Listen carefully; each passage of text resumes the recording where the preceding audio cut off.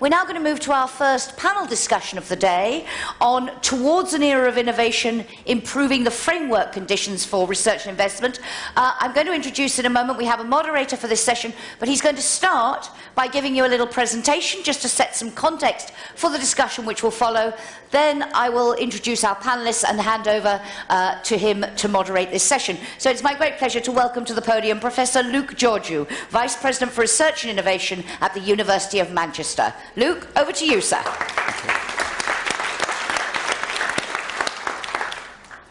Commissioner, Chairman, ladies and gentlemen, it's a great honour to be invited to speak this morning on the topic of improving the framework conditions for R&D.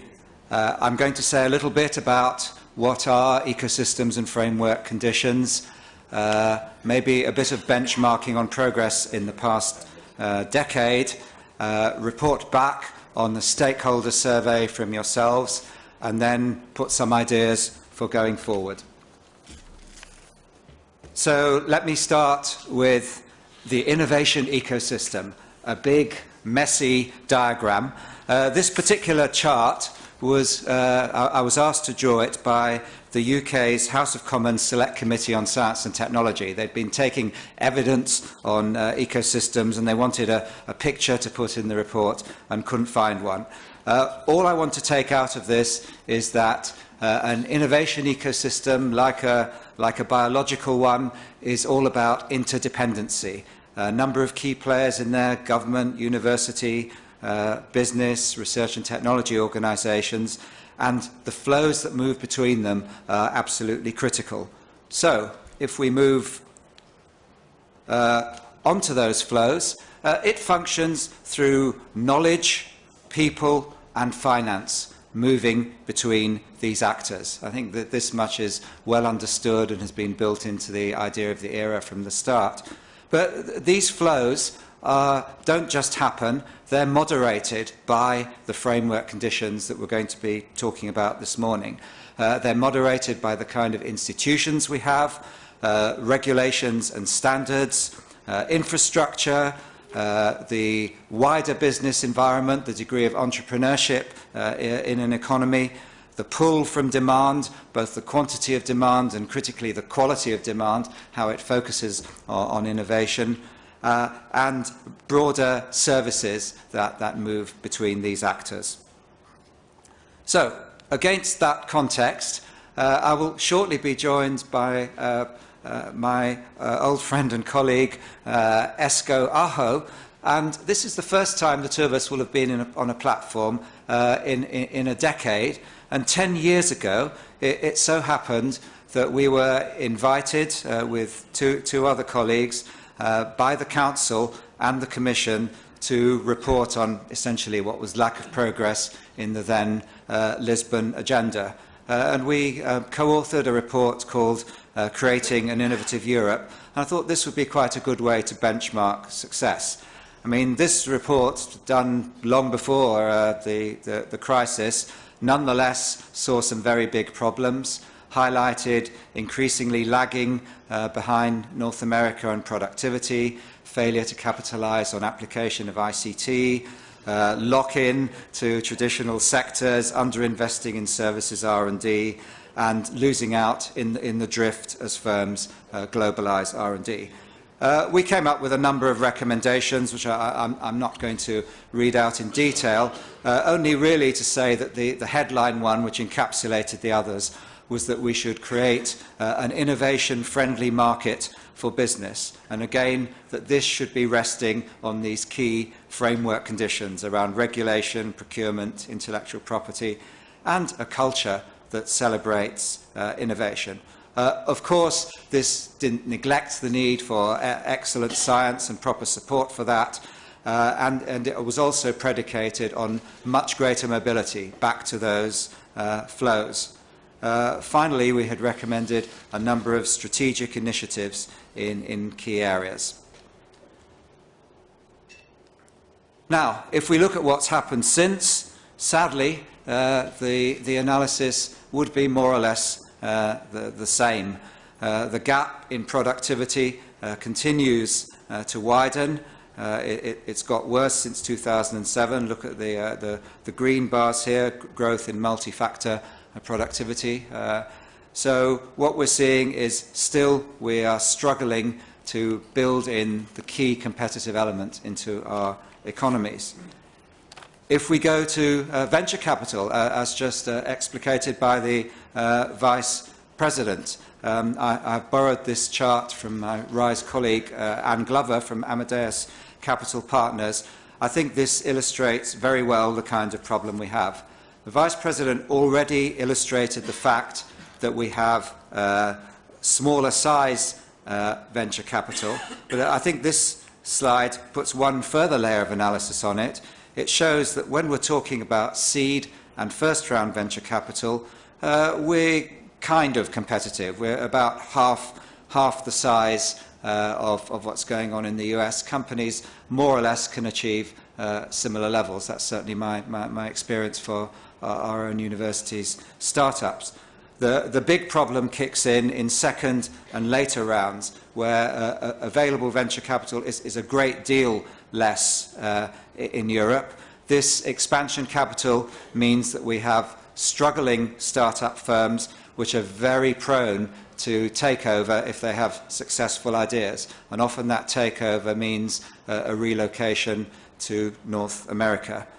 In any case, that scale also allows US venture capital to be able to be more specialized, to afford the kind of experts who can better analyze companies and see their value. So this is really a key challenge for us. So that is to say, all of these challenges are still with us. I'll now move to the Stakeholder Survey. Attendees to this conference and some other key era stakeholders were asked their views, including scores out of 10 on these 6 elements: the knowledge base, movement of ideas to market, cohesion, European innovation partnerships, leveraging externally internationalization, and implementation, making it happen. So what did we get? I mean, people were actually asked to do scores, and we've got a near perfect hexagon here around the 6 out of 10 as the mean. So people think progress has been made, but clearly they don't think nearly enough progress has been made. And it's slightly worrying that the implementation one is the only one that dents in a little bit. That shows the importance not only of knowing what you want to do, but doing it. The respondents were also asked to say what they liked and disliked about each of these issues. And there was a remarkable symmetry here. The things they liked were more or less the same thing as what they disliked. So Horizon 2020 was praised, but at the same time people were seeing too much fragmentation of initiatives, including within it. On ideas to market, the unitary patent was cited as great, although incomplete process, and that linked to the dislike, the incomplete single market. On cohesion, smart specialization strategies were pretty much mentioned by all the respondents there. The conditionality was seen as a great strength there, but then the strategies that came out disappointed some. Too many of them were not specialized enough or distinct enough, if you like. European innovation partnerships were both praised for having a strong structuring effect, but also criticised for lack of coordination. On the international, both sides about mobility. Praise for the scientific visa, criticism that mobility is still too difficult. Making it happen picked up the new policy support facility for praise, but then argument that policies were not supported by enough analysis. Maybe that's something that can be carried forward within that facility. A couple of specific suggestions from the stakeholders. I think these fit very well to what we heard yesterday. Do more on open science and open innovation, better framework conditions.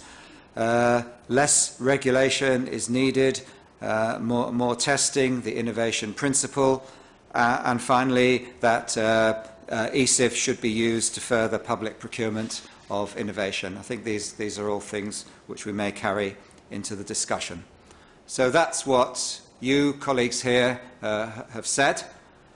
Let me just go on to a couple of other points. This is called a paradox and a provocation. To me, it seems to be a paradox that we have overwhelming economic evidence for the value of investment in research. Study after study puts rates of return in the range 20 to 50%. Innovation accounts for the greater part of productivity growth over a period of decades. So why then do governments give it lower priority than broader infrastructural investment, particularly in times of austerity? I believe there are two things going on here. One is that they believe innovation benefits are long-term while the route to jobs and growth needs to be shorter. And secondly, that investment in innovation may give these good returns, but those only benefit the leader. Both of those are false assumptions. If we apply an ecosystem perspective, that emphasises that knowledge and people flows yield benefits far faster than a linear model approach would predict. Commissioner Moedas showed our graphene light bulb yesterday. There it is again. Anyone interested in manicure analysis should know that that's the hand of George Osborne holding it there. So that's one example of fast movement. The second, which would apply to any region, including those who may be lagging, is that if you don't do it, you're out of the game. So absorptive capacity is essential even to make use of the results of other people's leading-edge R&D. It's a necessary condition for innovation. So what should we do? I'm privileged to be a member of the RISE advisory group. So the Commissioner, our Chairman, Luke Soto, will be joining shortly. This group is proposing a focus of resources on an open and transformative research and innovation policy. This builds on the societal challenges, a good first step, but from where we need to go on, from what is still largely a project or instrument-driven approach to a new kind of mission orientation. But this is a mission which is, because it's economic, it's not a moonshot, it can't only be supply-side oriented. It needs not only a push from excellent R&D, but concerted effort to create a pathway of what we call smart demand. So we're back to the market friendly to innovation with one extra word, a market friendly to disruptive innovation. This is a big challenge in terms of governance. Research policy belongs to research ministries. Many people from there are here today, I'm sure. Innovation policy doesn't work that way. It's a cross-government, cross-commission responsibility, and that's a much bigger challenge. Within this, framework conditions are essential to openness. Open science maximises the flows of knowledge and people. Open innovation is driven by smart investment and regulation and is far more suited if we're trying to create European-led ecosystems. And opening to the world brings challenges and opportunities. And all of these need a cultural change. We need to be driven by a culture that celebrates innovation and innovators. So let's assume that we deserve a reward. So let me finish with 3 of the Olympic rings, as we have 3 O's: science, innovation and the world. Thank you, ladies and gentlemen. Thank you very much indeed, Luke. Thank you. Thank you. So, as you said, framework conditions are essential for openness. We're going to talk about those in this session. Don't get comfortable, because I need you to return to the stage, to your moderator's chair now. And let me also introduce our other panellists in the session. A couple of them have already been mentioned by Luke and the other by the Commission Vice President. So as I introduce you, please do join Luke on the stage. Esko Aho, who is, of course, former Prime Minister of Finland and a leading thinker and driver of work in this area. A very warm welcome to you, sir. And of course, chair of that AHO report that was so instrumental in driving this debate forward. Jerzy Buzek, MEP, chair of the European Parliament's Industry, Research and Energy Committee. A very warm welcome, Mr. Buzek. Lovely to see you again.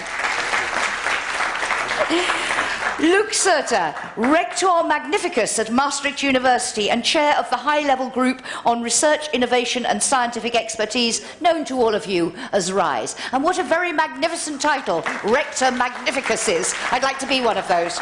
Very warm welcome. And last but not least, Maria Korzand, CEO of the Technical Research Institute of Sweden and President of the European Association of Research and Technology Organisations, EATO. Very warm welcome. And now, ladies and gentlemen, I will leave you in Luc's capable hands to launch the discussion. So, Luc, very warm welcome to all your panel, and over to you, sir. At least one lady. I'm very glad to see you, madam. Very, very much. It's fantastic. It's fine. We could be combined solidly. Gender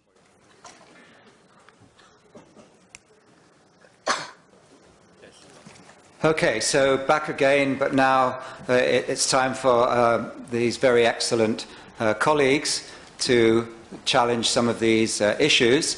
I have a few questions just to get the debate going, and you saw the earlier spider diagram, so my first question to this panel is, if you were marking a scorecard for Europe's research and innovation ecosystem, what do you think we're doing very well? And where do you think we are lagging behind?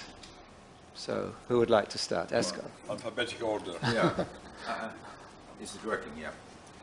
I think we are. I have to press this one. All right.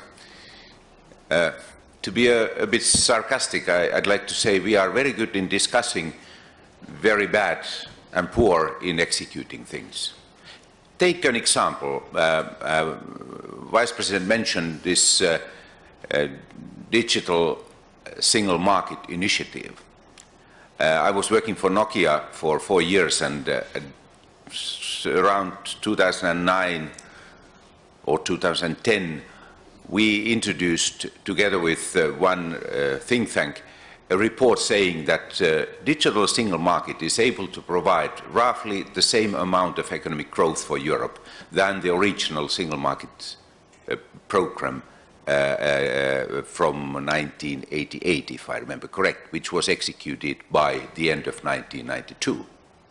So plan was made 88, it was executed by the end of 1992.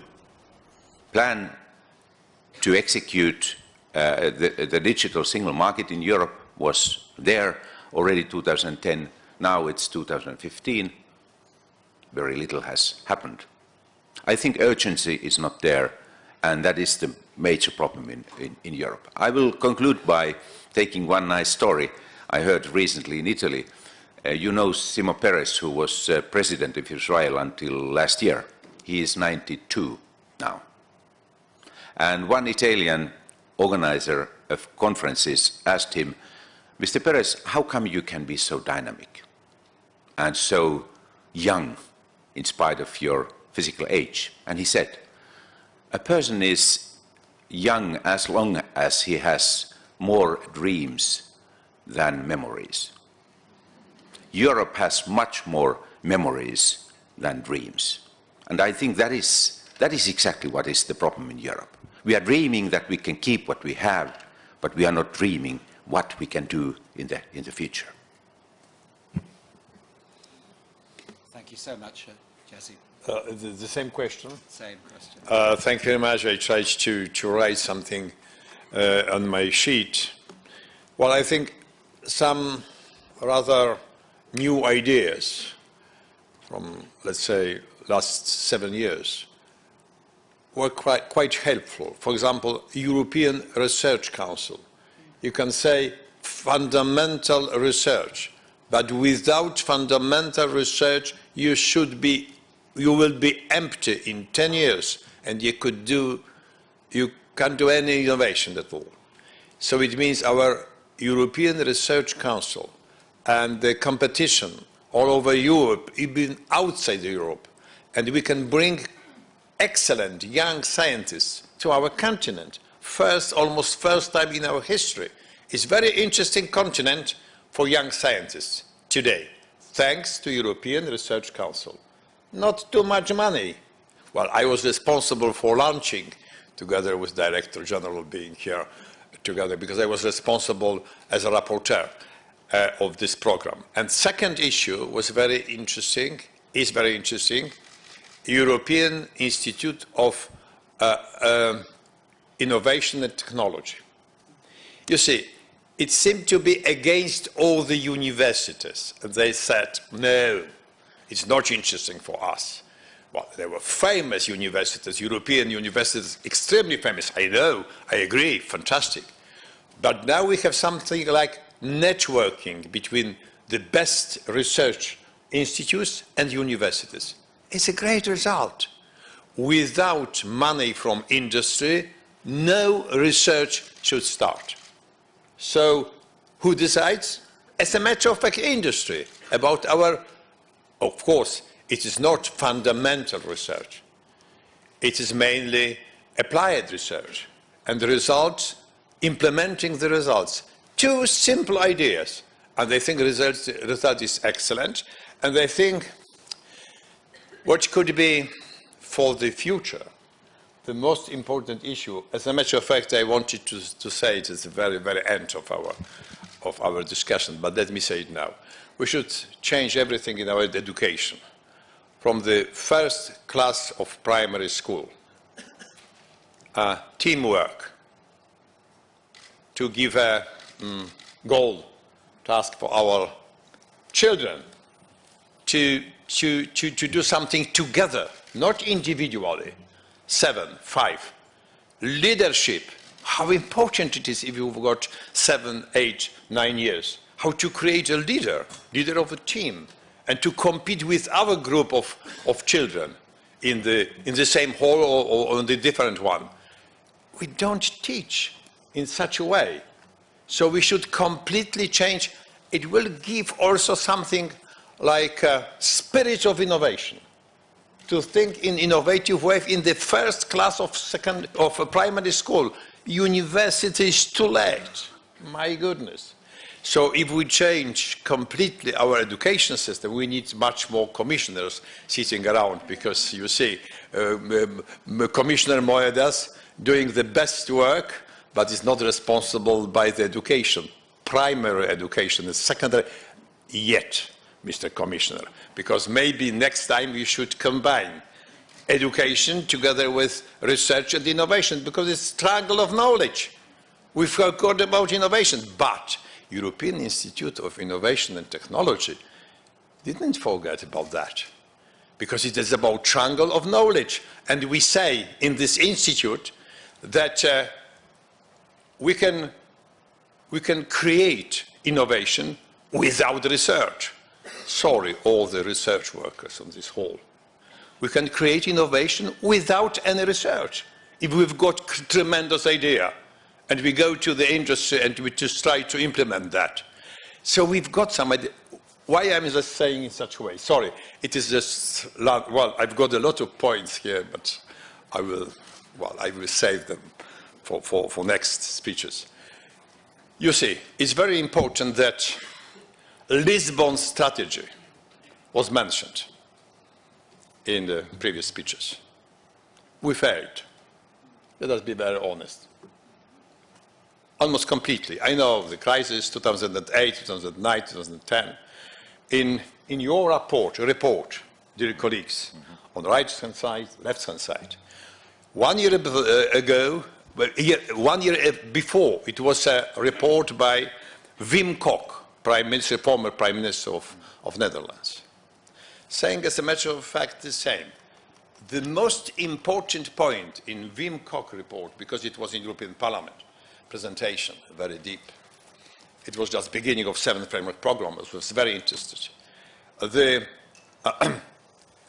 open coordination failed. Open coordination, it means about the member states. So we need European Union coordination. Coordination on the level of European Union. You can disagree, but if we go in different way, we cannot create European research area. We need that. Open knowledge, open, as you said, open innovation, open science, it means it must be some decision with implementing our rules and to be really together in the European Parliament, in European research area. It is not easy, because we should also remember that we spend more than 90% of our money on national level, completely separately, repeating the same topics. Is unuseful. So we should create something like true common research and innovation area. So the idea, Commissioner Moedas, open innovation, open science, open to the world is quite obvious. It's excellent one. The most important, I would like to congratulate you and you, Professor, for this idea. It's fantastic. Thank you very much. It's not yours, but you were talking about that. So I understand you support that. Yeah, absolutely. Okay, you know, support of your advisors. You see, Commissioner, you also received support of your advisors. That's great. So, hard to follow that, but Maria, would you care to comment? Yeah. And thank you very much for that. I pick up as well on innovation. I think we do a lot of things. We discuss innovations and we do a lot of attempts to promote innovation. And I think it's very good. Horizon 2020 is one of the attempts that we've made. And it's great that we've done that. And we make even more attempts these 2 days that we are together under the title of A New Start for Europe, opening up to an era of innovation. The 3 O's, aren't they great? And I think what we need to be better at is to really deliver on it, and which is extremely important to do that. Now, when we open up innovation, then we need to very much promote it as well, making sure that we deliver on it. We have a lot of assets in Europe, and I believe we do. The trick is, or the key is, to use the assets and to create even more value. I like to pick up on a few other things connected to it. Last night, a few of us discussed diversity. Is diversity good? Diversity is great if we use it. Do we have assets for diversity? Of course we do. We have a lot of competences. We have driven a lot of issues. Now we are talking about digitalization, and we're putting it on agenda. What is digitalization? Is really applying our knowledge on digitalization on a lot of areas that we need to grow on. And then again, it drives diversity. One of the things that we need to make sure that to apply at the same time that we are really driving innovation is the coherent financing model. And there we need to work a lot more all together, and including the Commission, because when we drive innovation, we really want to deliver it, then we need to have programs, financing models that nurtures it as well, give it some ammunition in order to deliver towards that. And it is important to say, at the same time, when we're talking about financing models and the coherency of it, it is important to understand structural funds are great, loans are great, but at the same time, they don't substitute grants, because giving grants to research, now applied research, needs-driven research, and basic research, we need to have financing models that really supports them, and those are important. And let me finish by saying, again, going to diversity, what do I really mean by that? Is using the different competencies we have, the different organizations we have, and to promote collaboration between the different actors that we have, be it academia, be it industry, and be it research institutes, RTOs. Together, collaboration, with close cooperation, together with coherent business models, financing models, I think we have the world in front of us. Innovation, fantastic, but we have to promote it. Well, thank you. Diversity is indeed a European distinctive competence, and so something we need to really capitalise on. Luke, can I invite you?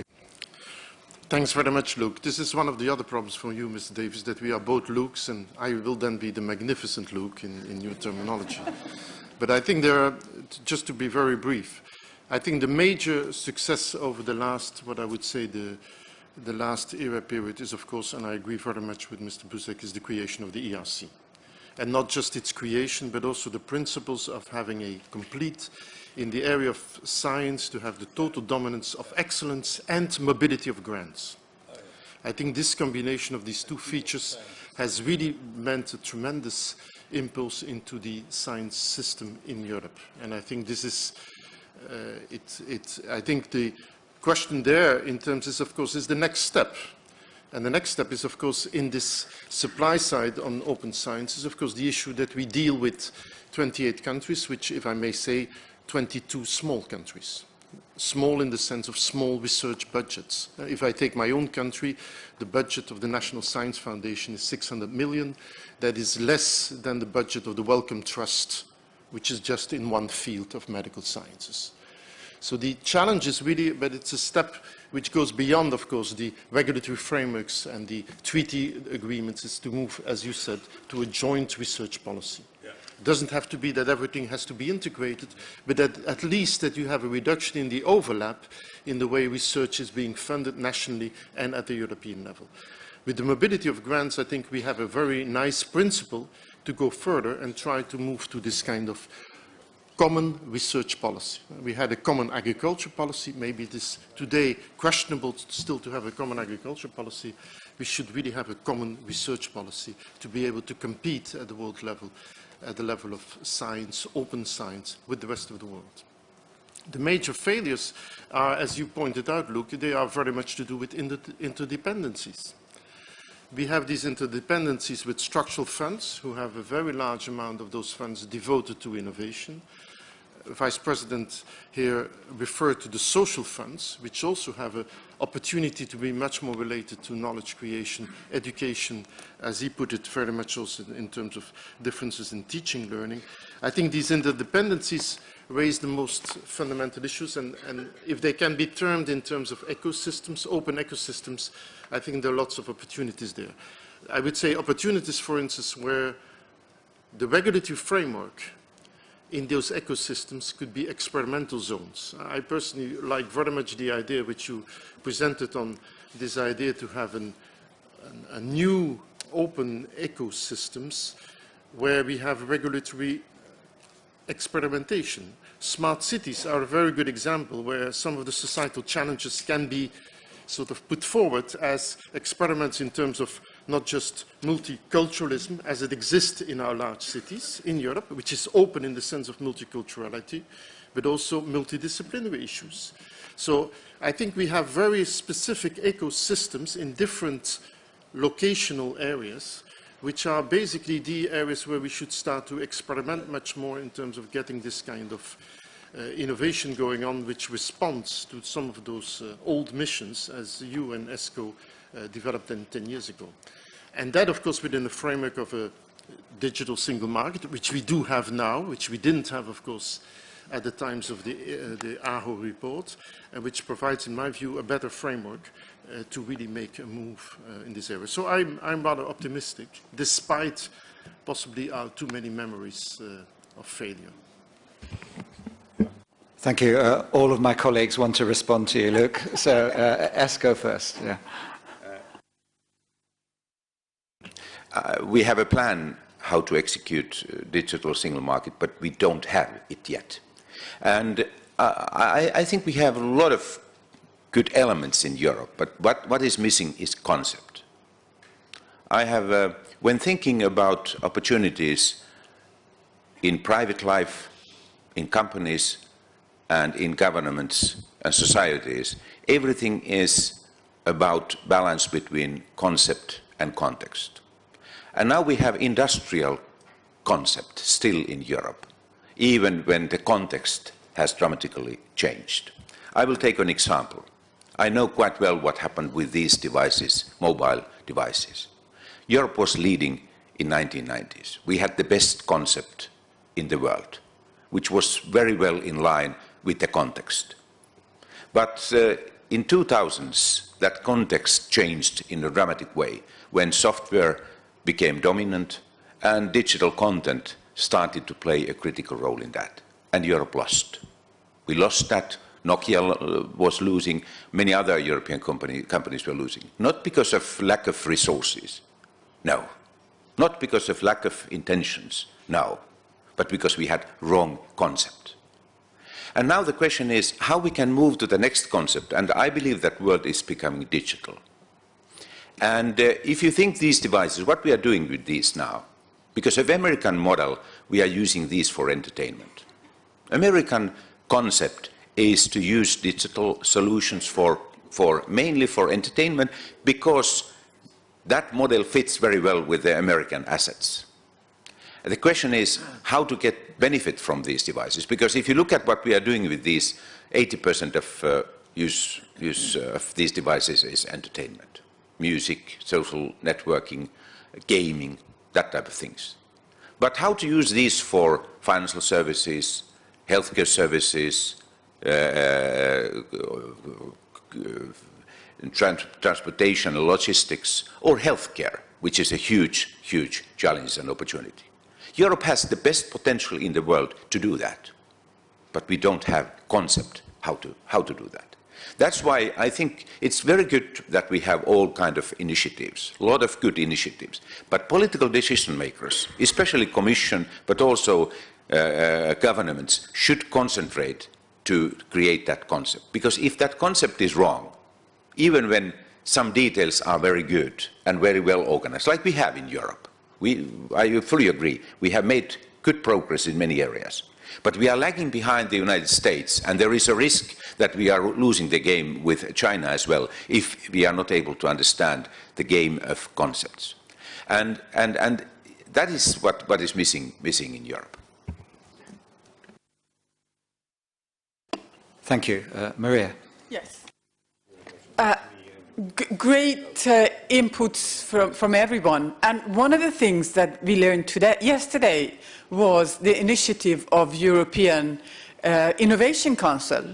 And given that we can put our focus on creating a European Innovation Council that addresses many of these issues and basically resource it well, bring up the right issues and the right concepts in there and making it a really European Innovation Council, then we probably can address many of these issues there that are extremely important.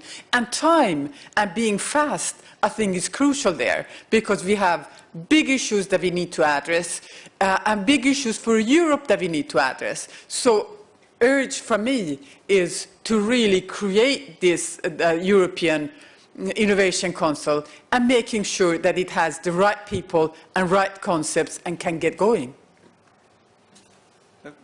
Could I ask our other panelists, do you agree with the idea of a European Innovation Council? And if so, what do you think it should do? What should it look like?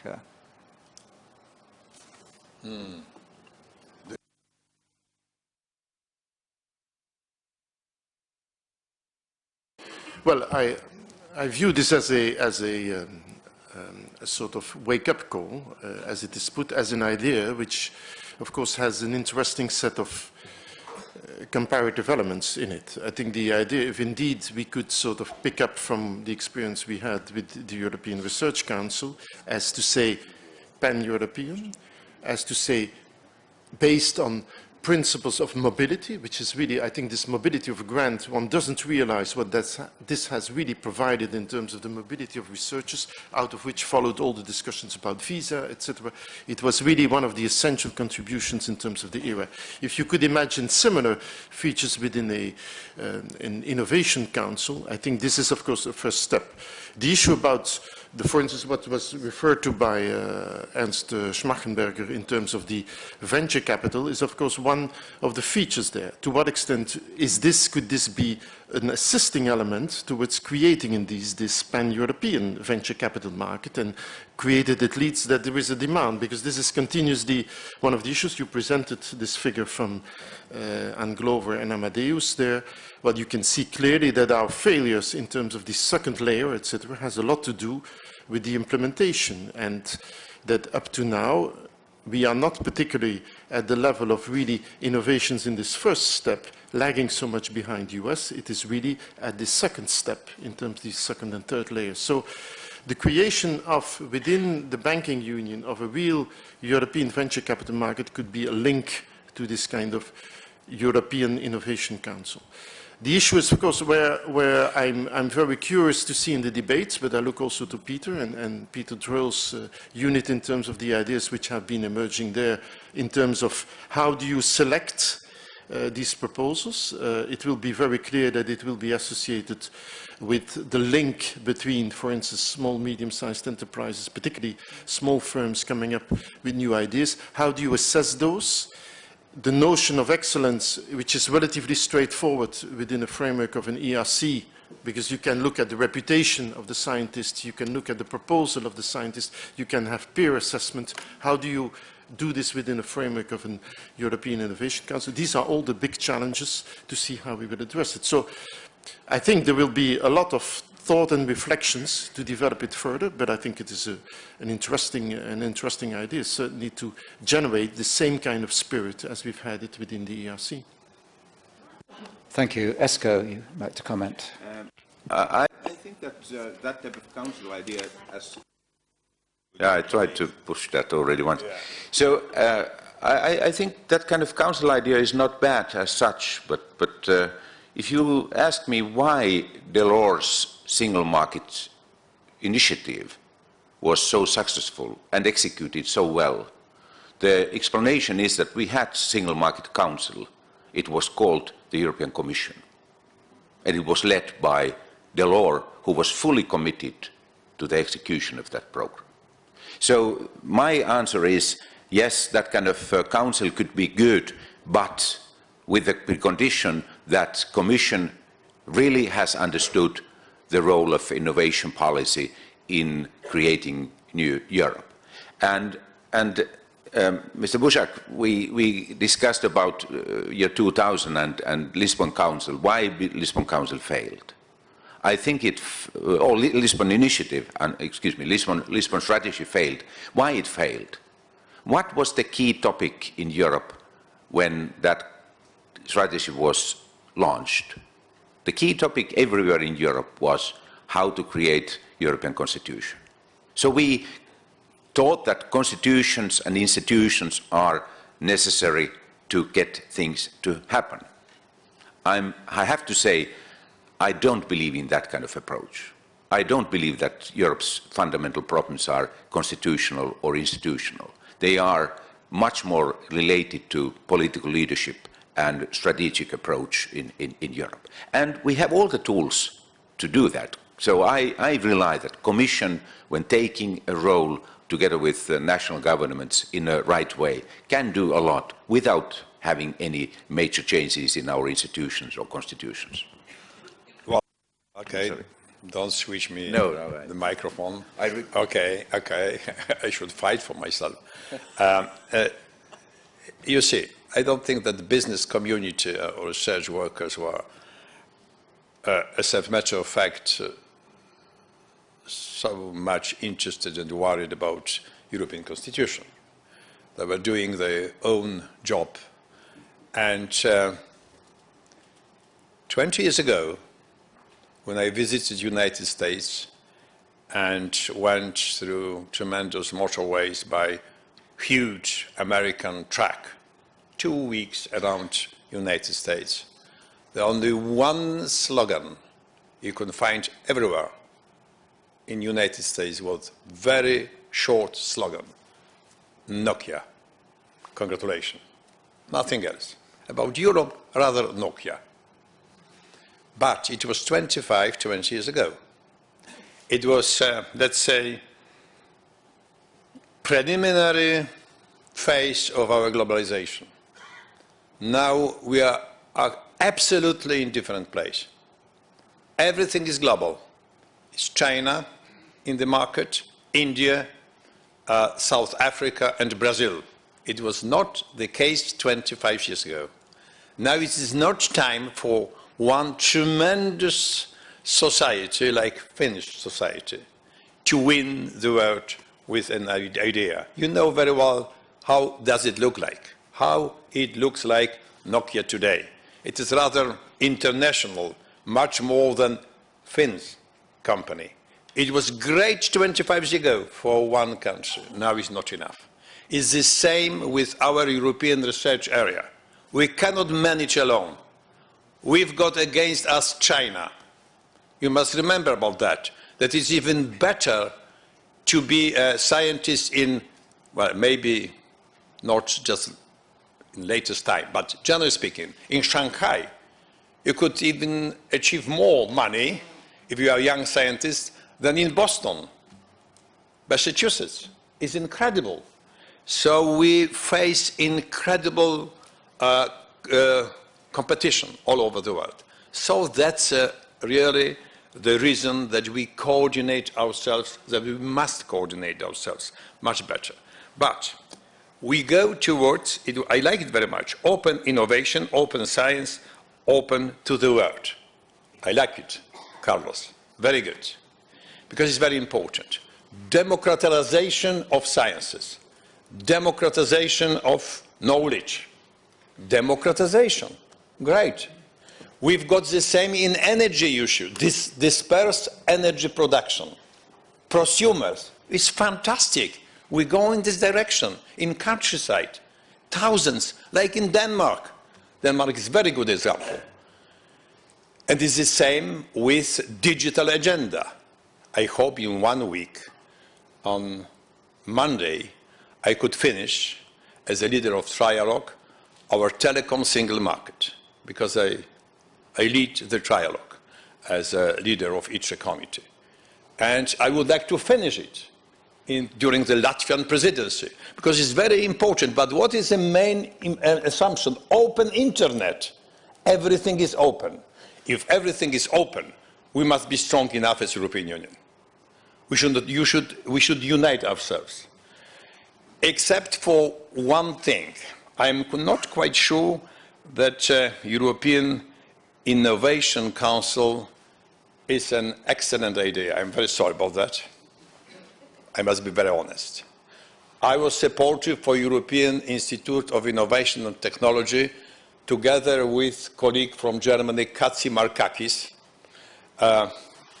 Your compatriot Barroso remembers it very well, because it was only 2 members of the European Parliament supportive for Barroso's idea, because it was Barroso's idea, former President of the European Commission.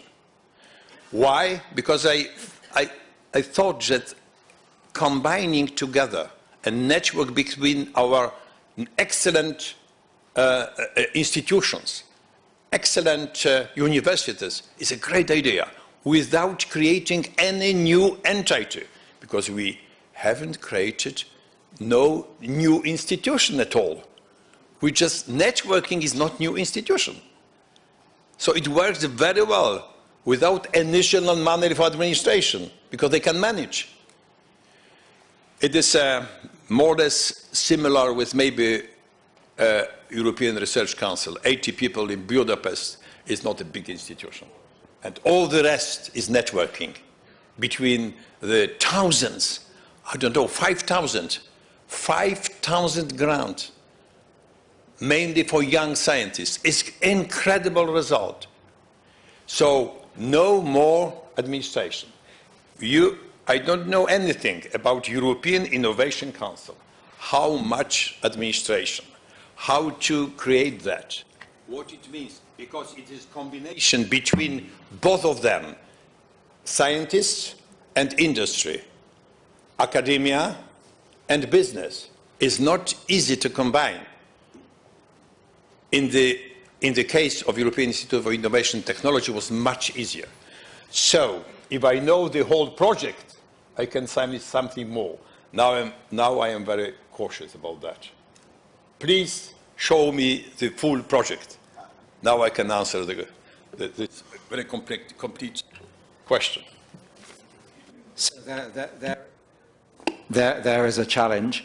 I was just musing on what Esko said about Nokia and the wrong concept. I mean, there are very many big US digital companies that have disappeared far more comprehensively than Nokia did. I remember many years ago going to a presentation by a vice president from DEC, if you remember them, Digital Corporation, who was explaining how the future was dedicated word processors and nobody would want general programmable PCs.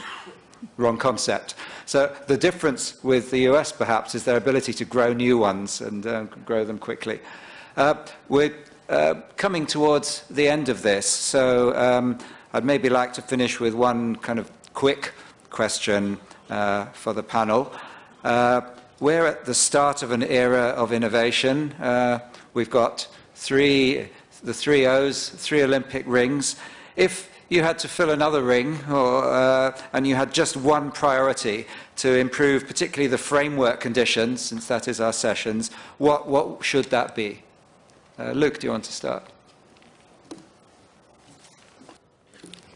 Well, I think the one for me is really this the way in which this open science, open innovation, and open to the world has local value-added creation. I think the way in which I still believe very strongly that there are many pockets in Europe whereby, along the lines which you explained in terms of this sort of mission orientation in the direction of societal challenges, has a very strong local ecosystem based on, of course, this openness to the world, open science and open innovation. And if you reflect on this, then I think that many of the ideas which are debated within the Commission and within DG RTD, think, for instance, of the circular economy is a very good example of where you see that the whole innovation potential is in Europe, is quite significant. It has a lot to do with pretty complex reforms in the regulatory frameworks. You could say regulatory refit in many areas where you need a regulation which is much more performance-based, much more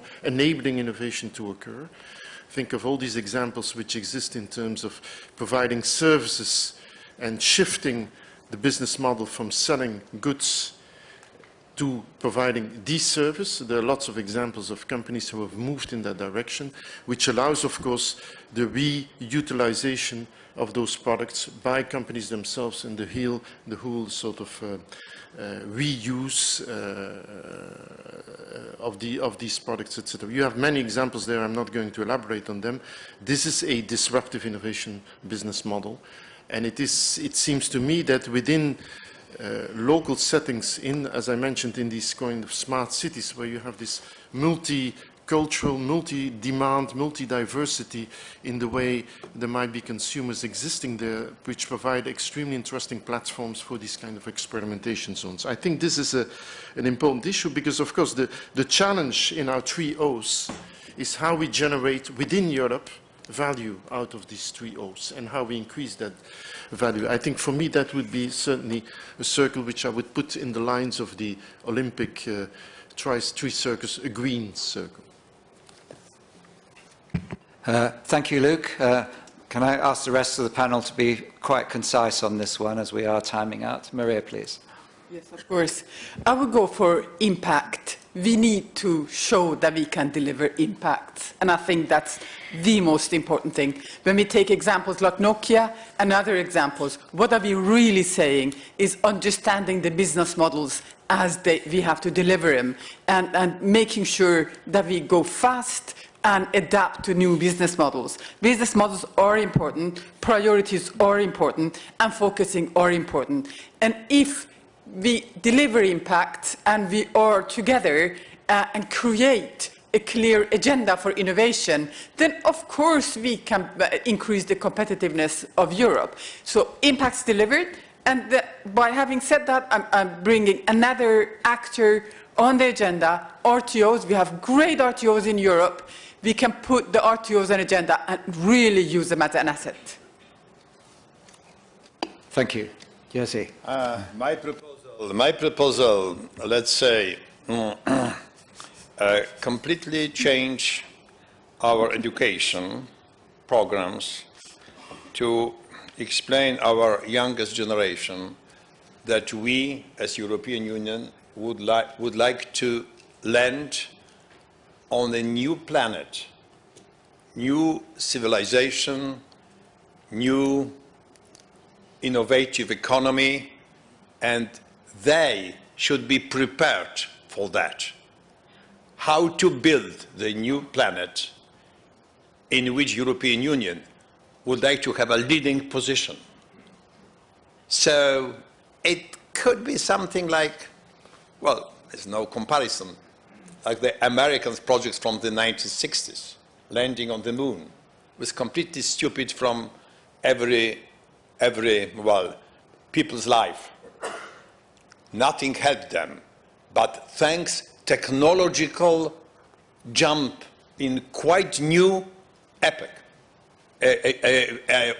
era, they could help them for next few decades to be the best all over the world. So we should introduce something like that to our youngest generation. They couldn't understand that. And then we can change our spirit of innovation in the European Union. So I believe in the youngest generation, much more than all of us. Sorry about that. I don't think anyone would argue. Esko, please. First, why Nokia became so successful in the 1990s? Not without two extremely important European components. GSM standard adopted 1987 in Copenhagen and opening of the market for competition. That made Nokia's success story possible. So it was part of the European concept, which later on failed, like Nokia as well, in that special business, I mean device business. But what is missing? I think that I'd like to add 2 rings so that it will be 5. First is clock speed. We need urgently new clock speed in Europe. And that is the biggest difference between public and private in Europe. Clock speed is, in the public sector is too low. And secondly, I think we don't need public-private partnerships and collaboration. We need public-private interaction. And that could be a great asset for Europe if integrated into the innovation policy. Well, thank you very much. I think it's a very good thing that we've ended up with the market friendly to innovation again. So it remains only for me to ask you to join me in thanking the panel for their challenging and insightful views. Thank you. Thank you very much to all of you, and thank you very much to Luke for your presentation, for guiding us through that stakeholder survey that you talked about at the beginning, Luke, highlighting that the likes and dislikes were the same, or almost the same, suggesting we're doing many of the right things, but not fast enough or going far enough. Panel, I think, a little more revolutionary than our stakeholders in terms of what we need to do, but thank you for identifying some of the ways forward to indeed open up the era of innovation. Thank you to you all.